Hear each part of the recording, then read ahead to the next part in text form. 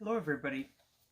Before we get started, I should mention I am the Forsaken Scribe, and this is Monster Mondays. It's a block of horror-themed writings, stuff I've done, stuff others have done, stuff you suggest for me that would be in the horror genre. And being this is the first video on the channel, I should use it to explain kind of what the plan is. So on Mondays, we're doing what's Monster Monday, I already mentioned. On Wednesdays, we're going to have Writer Wednesdays, where I do either writing tutorials or I'll show you kind of how I used my quill pen and ink to make beautiful poetry or other similar things, which will then go for sale at theforsakenscribe.com if you wanted to purchase stuff from the show or have something custom made for yourself. If you're in the United States, it's a mere $10. That includes shipping. I'll send it out to you as soon as it's done. As I work a couple of jobs that the shipping time may vary, but I'll try to get it out to you as quick as possible, but without, having a horrible product to where the ink is ran everywhere and I'm in such a rush. So you should hopefully get it within a week if all's well. If not, I'll certainly be good to message you about it and explain what's going on. But as far as I know, I've never had anything at this stage delayed by more than a day or two than when I planned to do it. Okay, and then for the third block in my series, it's going to be Saturdays, because let's face it, if you're like me, you probably grew up, with the whole boys don't cry attitude, and you've always had to put on that guise when you were in public with other people, and maybe you've been holding in a lot of hurt emotions that you just couldn't let out any other way. I'll try to find some stuff that is sad for that category, and likewise, I welcome any suggestions if you're on my Twitter or Telegram or God knows where else I am. You'll see the links for it in the description either way. Likewise, you'll see links to the website where you can buy my stuff as well. No pressure though, as this is kind of just a fun thing for me. Now, all that out of the way, and you kind of have the gist of, what all of this is about. I bring you our first Monster Monday episode. And I figured I might as well start with where it all kind of began. Well, not counting poetry.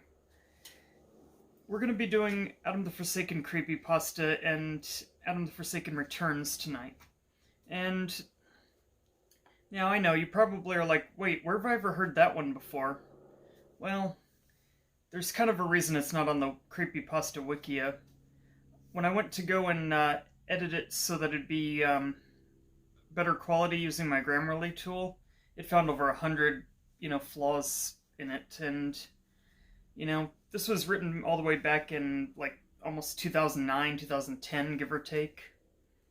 It was certainly before publication of my first book, so I had very much a lesser grasp of the English language and how grammar worked and all that. So I went and revamped this. Took me about a couple hours to go and fix it up, but hopefully this is better than what would have been found on my Out-of-Thor Rules channel all those years ago. Also, I should mention as a disclaimer, whether it's written by me or not, these stories are not to be taken as real. They're works of fiction. Nobody's going to get hurt. Nobody's,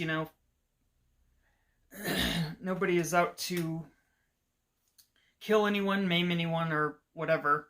We just, sometimes we gotta let out this anger inside us, and sometimes that's by writing a fictitious piece that is, by some people's definition, wish fulfillment.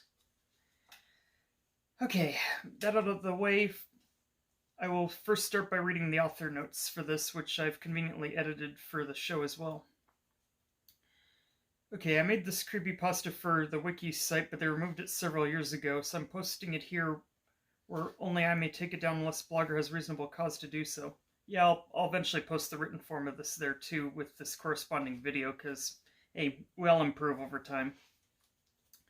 These events occur in the year 2000 CE. No one involved in these stories would still be attending school, nor do I want to harm them. The story is an expression of anger at the world and thus should not be taken as an allegory for any real plot. If you know someone who might do anything remotely like this, don't hesitate to contact your local authorities, non-emergency number at once. You cannot be convicted of a false report if you genuinely believe people are in danger. Also, I am Jewish, so this is not intended to be anti-Semitic, but instead demonstrate that the best of us can be led astray, given senseless trials in life. What I mean is, you might hear that the book is in Hebrew, or, that the family was Jewish. This is nothing against, that at all. Rather, one could even say that the story might be a metaphor for what goes on in the mind when one is angry. In a way that, we see this when we've pretty much gotten so angry that we can hardly bear it, and we have to leave the room.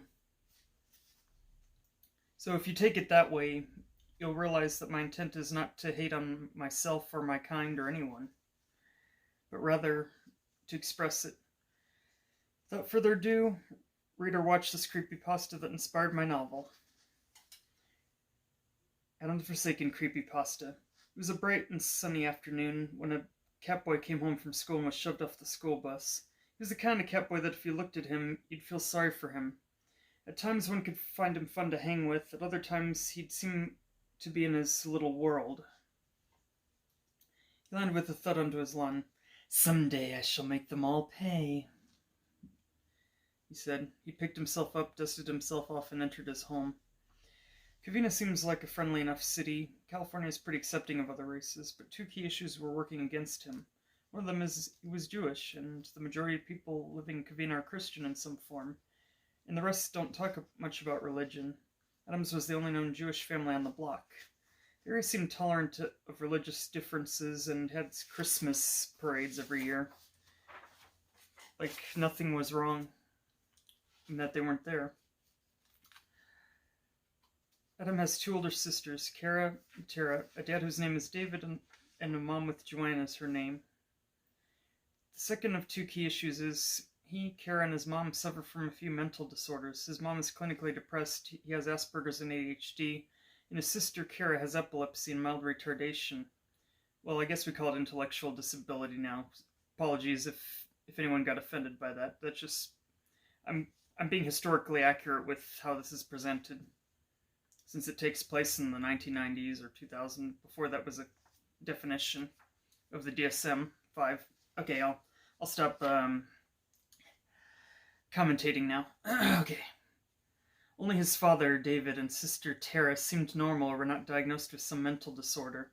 The biggest issue for Adam is there wasn't nearly enough awareness of these disorders. Many people held a somewhat 1950s mentality. That is, if they have to see a therapist, take medication, and are not acting like nearly everyone else, then they are mentally ill. So he was placed in a mentally disturbed school because people saw him as a troublemaker and a mentally unstable one.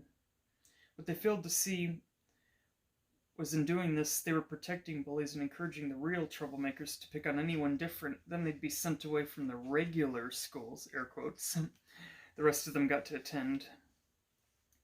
And his two older sisters, Kara and Tara, a dad by the name of David and a mom, Joanne.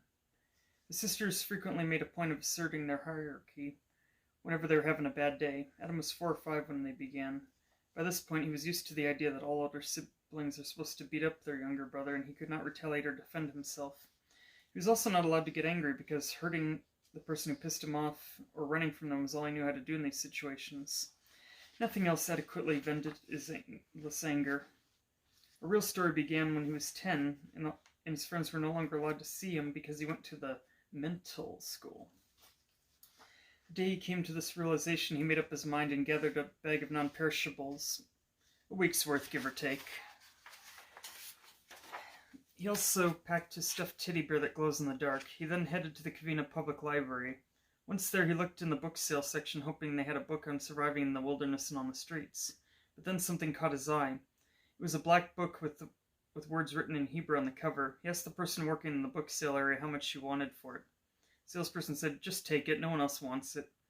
Adam asked a librarian, "What does this say?" The librarian replied, "Book of Necromancy, do not open."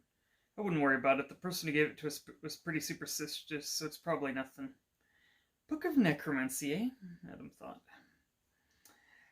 Shaking his head and curious to see what would happen, he opened it outside. If one were in the area, they'd hear screams of ghosts and demonic entities and see them enter Adam's mind and body. The book had phonetic keys to help him pronounce the spells and an English translation to tell him what they did. Perfect, he said. No longer must I suffer at the hands of the human race. But first, I have a little unfinished business with my two sisters. He levitated a few inches off the ground and headed home. His sisters came home from school with his mom. His mother Joanne asked, "Is everything okay, Adam?" "Never better," Adam said, sounding a bit like he was plotting something. "I guess your dad is working late again. Well, I have to go to my group meeting. See you guys in a couple hours." The sisters and Adam knew the drill and gave her the go-ahead. Tara said, "Adam, what was with your tone just now? I don't like it one bit." She held him against a wall. "What do you intend to do?" "Something I should have done a long time ago," replied Adam. He chanted a spell to summon some zombies. Tara heard the groaning outside and checked it while Adam went to the parents' room where the phone was. Cut the cord with his claws and went to Kara, who was in her room. Kara asked, "What are you doing in our room, Adam?" Adam replied, "Remember the time you and Tara beat me up when I was a little kid and I screamed in sheer agony? You guys told me, 'Mom's not here.' I was maybe 4 or 5 years old. You guys were maybe 13 at the time. Well, here's a little payback." He punched her as hard as she could in the gut while covering her head in fear. She was wounded and weakly screamed for Mom. "Mom's not here," Adam said as he stuck out his claws, and when she was clutching her gut, gasping for air, and clawed through her chest and yanked her heart out, and then took her to the bathroom and quickly cleaned up any blood off the carpeting. After doing so, he grabbed her heart into the kitchen and put it into their food processor, making a drink out of it. Tara returned from the window, the zombies having gone away. "What the heck were zombies doing outside our window?" she asked, and grabbed Adam by the throat. I don't know, but I made this drink for you," Adam said. Tara drank it down. "Ugh, that was the worst tasting drink I've ever had, but man, did I need it. What was in it?" And I replied, "Let's just say I haven't the heart to tell you." "Please tell me that doesn't mean what I think it does." Kara's been quiet this whole time. Kara had said. I replied, "Oh, she's probably on the toilet. She seems to use it a lot these days." "You said it. I'd better check on her anyway. She probably had a seizure on it," said Tara. Tara went upstairs to the bathroom and screamed at the sight of Kara's dead body. She shivered in fear, got up, slowly went to the phone to try to call 911. To find that Adam had cut the lines before he went downstairs. "Damn it," she yelled and ran down the stairs. Was about to open the door when Adam found her. "Going somewhere, Tara?" he asked. She turned to him. You did this, didn't you?" Adam nodded, smiling.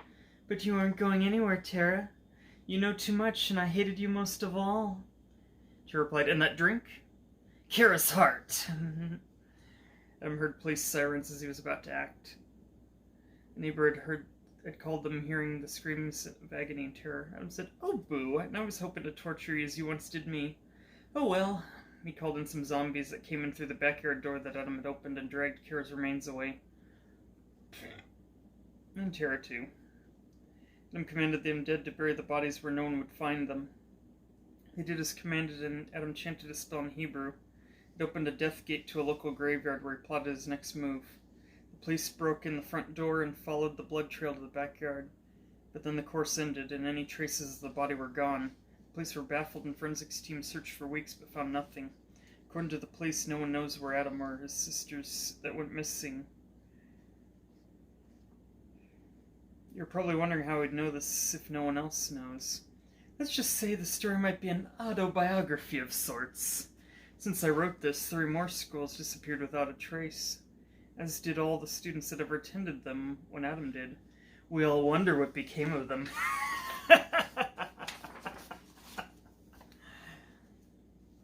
And that was the end of the first of the 2 creepypastas.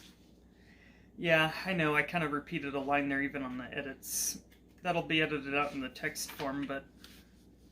And, the first book phrases it way differently in terms of, like, just how is it phrased. It sounds a little less, like, I guess, like, you could say the dialogue's a little bit better, I think, in the first book than it was in this, but I tried to keep it as close to the original while still polishing it somewhat for this particular reading.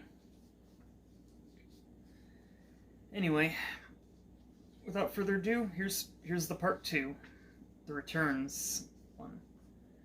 Excerpt from a local newspaper. 2 adults and 1 child missing. 3 schools disappeared with an estimated 600 students between all of them. After a week of searching the house of the one cat hybrid family on the block, the former locations of 3 schools between Covina and West Covina, the only clue police found was a tape recorder and what appears to be a confession by whoever was responsible for this atrocity. In the tape recording, a young boy tried to run away from home and found an unspeakable book. Police want to believe it's just a sick joke by some prankster, but there is a question. How could 3 people go missing and the schools and children attending the schools at the time just vanish?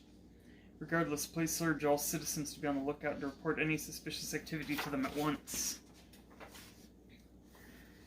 Adam was at the local cemetery plotting his next move. Wonderful, I've at last solved every problem I had so far. No longer must I put up with those former classmates or my sisters. I can do anything I want. There's just one problem, though. Now that I've run away, I will need a place to live. He looked in his book of necromancy, hoping it could provide him with some answers. Oh, cool. There's a spell to command the undead to build a lair. Building it on the former location of another school could prove to be a bad idea. If I build it here, it's hard to say how accessible it will be for me. If the rumors are true, this place connects with all other graveyards at midnight, so doing anything outside it at the time may pose the risk of not being able to return. I'll have to settle for one of the former locations of a school then. Adam chanted a spell in Hebrew to summon the undead to build for him a suitable lair, and it in many ways resembled the one Magus has in a video game called Chrono Trigger for the SNES. Really good game, by the way. With a few extras he added. His lair is in West Covina, where his mental school used to be, on the border between West Covina and Covina.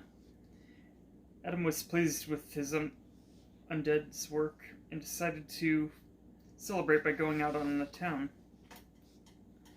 Adam put a cloak on to hide his identity. Given how late it was and most places in Covina closed at 5 p.m., he decided to go to a local Denny's. It was one of a few 24-hour places in the area.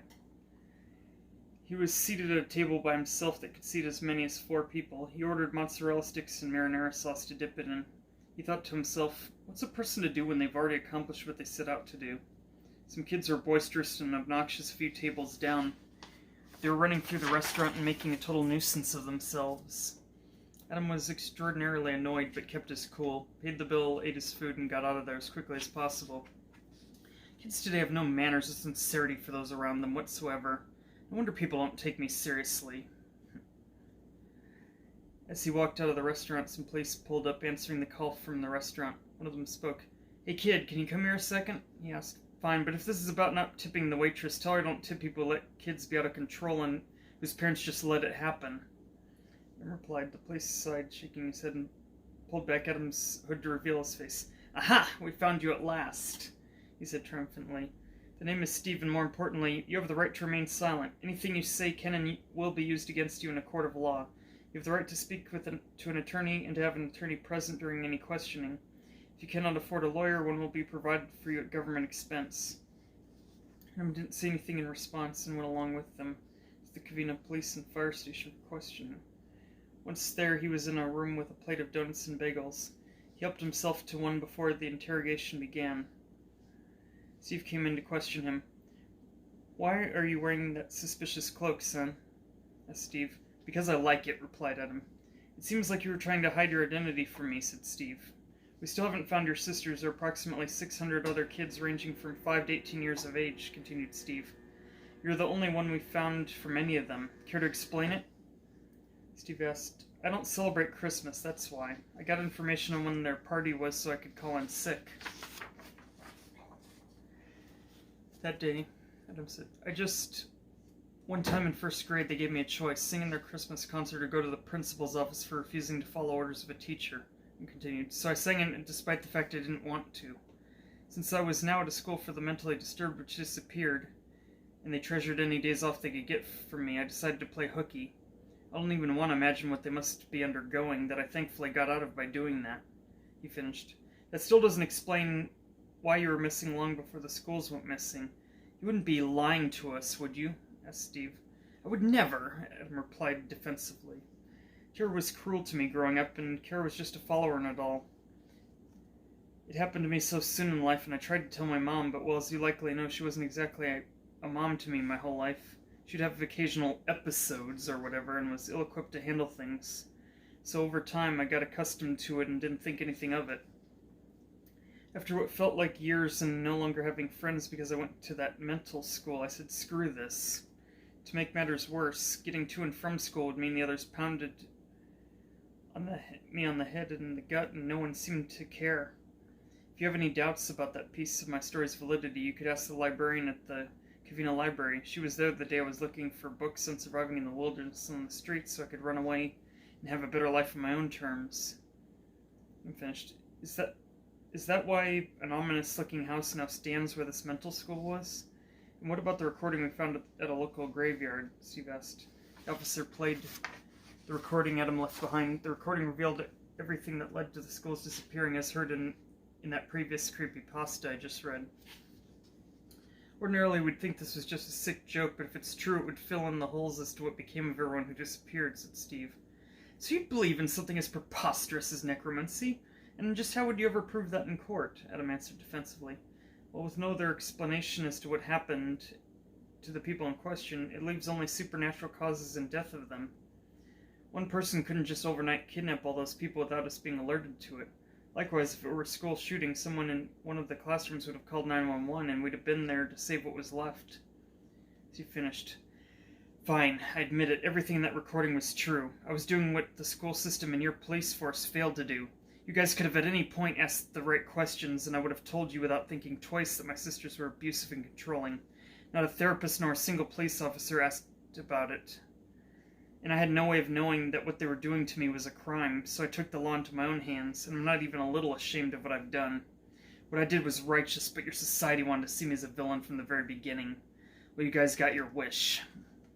He chanted something in Hebrew, and a ghost grabbed the guns from the holsters of Steve and his assistant officer.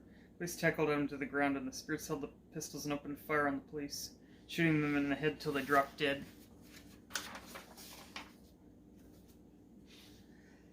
Adam then opened a death gate back to his castle. Police and SWAT team operatives arrived at his court, ordering him to come out with their hands up. Adam created an undead decoy of himself to fool them into thinking they got the real him. The fake opened fire on them using the stolen guns from the dead officers and was shot dead by the police. Adam used a death gate to leave his castle as police and SWAT team operatives infiltrated to meet with his traps. Some were sliced into human steaks by his guillotines, others got bombed running up one of his rooms. Still others were devoured or turned into undead zombies in a zombie pit. The few that made it out of the hole stormed his illusion room where they swore they saw their loved ones. As they approached their loved ones, illusions of them grew hostile and attacked them. They killed some, and others who were able to destroy what they swore were their loved ones pressed on to the next room. The next room contained a rope bridge over a lava pool. As they walked across the rope bridge, it began to spin around, even rotating upside down like a hammock after you get off of it. Despite their best efforts to hang on to the sides of the bridge, they fell into the lava. The bridge had snapped under their weight. Meanwhile, Adam was out taking care of a few things. Humans pretend to be good people. They pretend to be accepting, but they all just want to get paid for piss-poor justice. There is no justice in our world anymore. So I must be the hand of judgment upon these unholy lands. I refuse to assimilate in their pseudo-good Christian community. And I broke into a neighbor's house. The alarms were ringing like crazy. Adam had made sure to bring a scythe from his castle for this and threw it at the alarm sensors and the activation panels. Afraid parents ran downstairs with bats and other objects to beat him with, as their family didn't own a gun. Adam threw a scythe in a boomerang motion around the room as they ran at him. Before they could knock him out, Adam's scythe sliced them both in half right before their child's eyes. The child ran to his room and closed and locked his door. Adam cut through it quickly with his scythe and leaned over the child who was crying for Mom. "Mom's not here, kid." Adam pinned the child by his clothes to the wall using needles and grabbed a knife he had also brought with him from his castle. He removed the kid's slipper socks. "Do you like nursery rhymes, kid?" The kid nodded, appearing to be about 4 years old. "Here's one you probably already know." He cut off the kid's big toe. "This little piggy went to market." The kid screamed for Mom again. "Mom's not here. I killed her." He cut off his second largest toe. "This little piggy stayed home." Once more the kid screamed in agony. He cut off his third largest toe. "This little piggy had roast beef." He cut off the second smallest toe. "This little piggy had none." He cut off the smallest toe. "And this little piggy cried wee, wee, wee all the way home," he said. After screaming at the top of his lungs throughout the last 2 toes' removal, the kid passed out from the pain. "Ah, so peaceful sleeping like that. Well, my friend, only one last thing to ensure you never tell a soul." He opened the kid's mouth and cut his tongue out. Blood went everywhere. Ambulances and police vehicles sirened outside. "We'll meet again soon, little one, in the hospital," Adam said. Adam opened a death gate and waited at the nearest hospital, where the kid he mutilated next door went for urgent care. The kid and his parents arrived at the hospital where Adam was waiting for them. When help arrived, the parents had already lost too much blood. Their hearts had stopped. Their bodies completely shut down. The kid stopped bleeding due to his bandages. The toes were on ice in hopes of being reattached. Adam entered the hospital and ran to another patient's room. The patient in the room he entered was a girl who would die of cancer and just finished treatment. "Cancer is a real pain, isn't it?" "I would like to watch you suffer, but you're not the one I'm after." "Now we'll need a distraction to get to the one I want."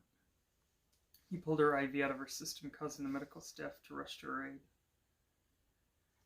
As Adam ran into the operating room of the one he set out to kill, the child regained consciousness as Adam wore a doctor's mask he obtained from the other hospital room. "Hello, I will be your doctor today. Who ordered the liver transplant?" he asked. "Don't worry, this one is on the house." Using a surgeon's scalpel, he gutted open the kid's belly, causing him to scream in agony as he pulled the IV out of the kid's arm to deny him anesthetic. Concerned hospital staff put the IV back in the cancer patient and then ran to where Adam was operating. He threw syringes filled with instant tranquilizers at the hospital staff and locked the door after shoving them out of the room. He ripped out the kid's liver and forced it into the kid's mouth like an apple in a pig's mouth for roasting. The kid's screams muffled as he passed out in pain and fear. Then the kid's breathing stopped. Adam lit a fire and contained it in that room. The alarms rang, the staff came to, and the police broke down the door. Adam was eating the kid's liver. The rest of the dead bodies in the room roasted over the flame. Adam offered a piece of the human to one of the cops. "Are you going to help me eat this?" he asked casually. As the police reached for their guns, Adam swiftly sliced their arms off so they couldn't even hold a weapon with his scythe. Their actions were slower as they'd never seen anything like this and freaked out. "Oh goody, more souls to torture," he said. He then threw the police into the fire to listen with great pleasure as they screamed in sheer agony as they were cooked alive. After eating an entire child, he was full and gave the rest of the bodies to his undead. The hospital staff tried to run away, but there was a barricade. "I grow tired of these games. Torturing souls is such exhausting work," Adam said.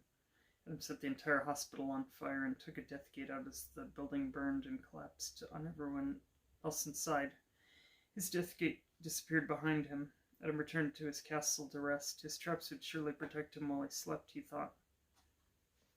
Weeks passed of investigations. After investigations turned up nothing conclusive, the hospital rebuilt and reopened. Little did anyone know, Adam was not their only problem. People tried their hardest to move on and resume life there. Rumors spread of people being taken to another realm where they could not escape, the restless souls. Some people came in at night on a dare and never seen again. As people continued to disappear without a trace, the hospital shut down and any remaining patients went to another facility. Weeks passed and a couple of people managed to come back alive, shaken by all they had seen. Adam watched the news to learn that those he killed were not put to rest and were doing a lot of his work for him. The victims described scenes of friends dying just like the ghosts that appeared. If they had an eye cut out and other organs, the ghosts' victims would have had the same happen to them. The survivors only got out thanks to the police's spirits and the rescue workers who died with the other ghosts they saw. The 2 survivors claimed that in their group of 10, they were the only 2 survivors. News reporter finished by saying, "The victims will receive psychiatric help at a local mental hospital." Adam smiled evilly. "Perfect," he said. I'd nearly forgotten of the time I willingly stayed there to avoid my sisters when I was maybe 8 or 9 years old. I remember like it was yesterday. Everything went pretty well until the last day when my checkerboard was shoved off the table there. All I did was call the girl who did it a slob and ordered her to pick it up, and she sent at least 11 other teenagers and herself to beat me up till I collapsed on the floor. The wind knocked out of me. I wonder if she's still there. I hope so, because I'm hungry for revenge. He went to the mental hospital, and sure enough, the same teenagers who beat him up were still there. Staff tried to stop him. "Adam, we increased their sentence for what they did to you." "Not good enough," Adam yelled angrily.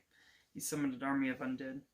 Some of the undead turned staff into zombies. Others began ripping the flesh from the inmates as they screamed apologies to Adam. Adam found their leader from that day. She looked to be about 16 and was fat and blonde-haired. "Hi, little man," she said, shivering in fear. "You thought I would never return, did you? This little man couldn't give you the beating you deserved for what you did that day, but this one can take your pain away. Life must have been cruel to you, and I'm here to liberate you from it once and for all." He drew his claws and punctured her stomach, ripping out her intestines to show it, and showed them to her. "I'm sorry, please don't kill me," she cried in pain and fear. He licked her intestines and poured salt inside her open wounds, her screams getting louder and louder. "Yes, scream for me. Your pain, your agony, your fear, it sustains me." He pinned her flat on the ground as he began cutting out her eyes with a scalpel, which she still had from the hospital, as she shrieked in pain. After he finished cutting her eyes out, she passed out from all the blood loss and was breathing her last breaths. He cut them into little slices and squeezed them into a cup of lemonade laid out as the inmates were about to have a snack when he barged in. He then decorated the sides of the cup with their eyeballs and began drinking it, satisfied with his work. By this point, the other inmates had become fodder for his zombies. He didn't bother to clean up the mess and left a voice message recording in his wake. The two who survived the other hospital tragedy came in. Adam was gone, and they fainted at the grisly sight. Adam left a tape recording behind. The following is the exact message he left behind. "Mortals, by now you've likely seen a lot of crazy stuff. By now you already know who is behind a lot of this madness. What you don't, however, know is that you cannot stop me. Even if you should kill me, the ones I've killed will continue my work in my stead. You guys have your hands full this time. If you're the two that survived the ghosts in the hospital, I know who you are and where you live. I will take my time finding you and take great pleasure in finishing you off. That is, if the ghosts of this mental hospital don't get to you first. The time of the living is slowly coming to an end. You strive in vain as each passing day your species dies of disease, famine, war, homicide, suicide, arson, and other horrible ways. Your kind disgusts me, and I've come to do God's work.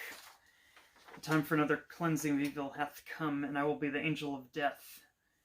You may think your fellow man is predominantly good and that your pleas stand up for what's right, but you're all dead wrong. In this world many others cry out in pain, ignored as I was.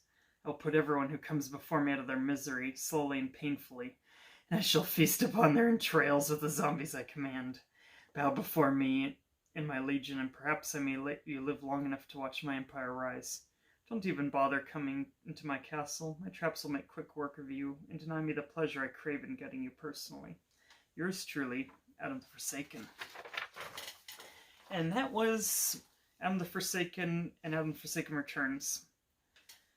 Final thoughts? Well, I admit, I can totally see how, even if it in its current form, it probably would be removed off the Creepypasta wiki for a few reasons. One, having undead typically isn't all that scary to people in that community. They like to think that every person is going to rise up, take a knife in their throat or something.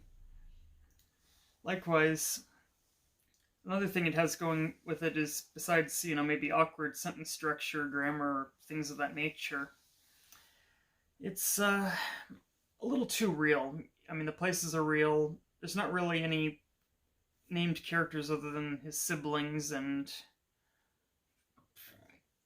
on top of that, it sounds very anti-police and very reminiscent of all too many tragedies that actually have happened in real life. And that's why I had to put the disclaimer at the beginning that no, I would never dream of doing this. I would, I wouldn't hurt a soul, to be honest with you. This is merely something that I had come up with at a time that I was really angry and wanted to see how it would do, what people would think of it. Maybe raise a little awareness for the fact that, abuses like the kind that were described or worse are a thing in this world, and sometimes they don't have to be noticeably bruised to feel it.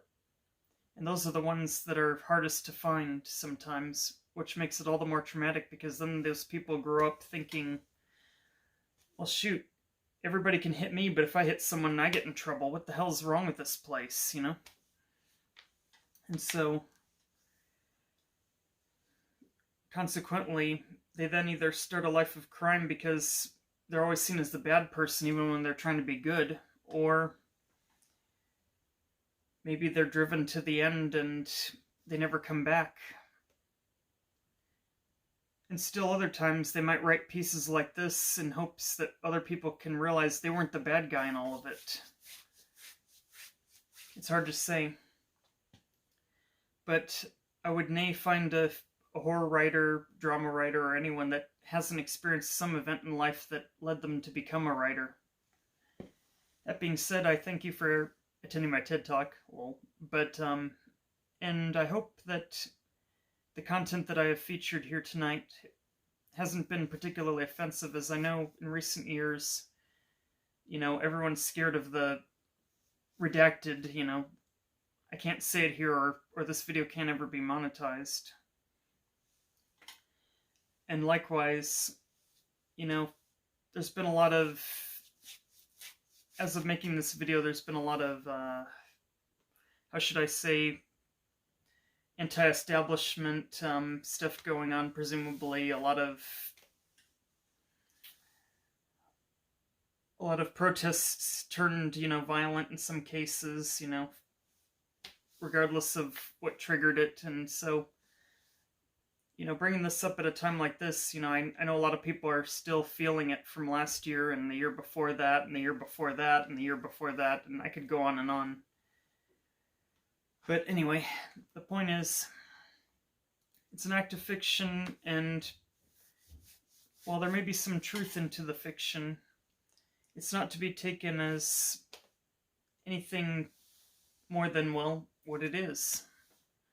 So, have a great night, and if it's not Monday for you anymore, I don't blame you. It was like 11 when I started this, so it'd probably be Terror Tuesday for you instead of Monster Monday. I bid you farewell, and I thank you for hearing me out tonight. Have a lovely night, and I'll see you on Wednesday for Writer Wednesday, where you'll get to see some poetry. Thank you.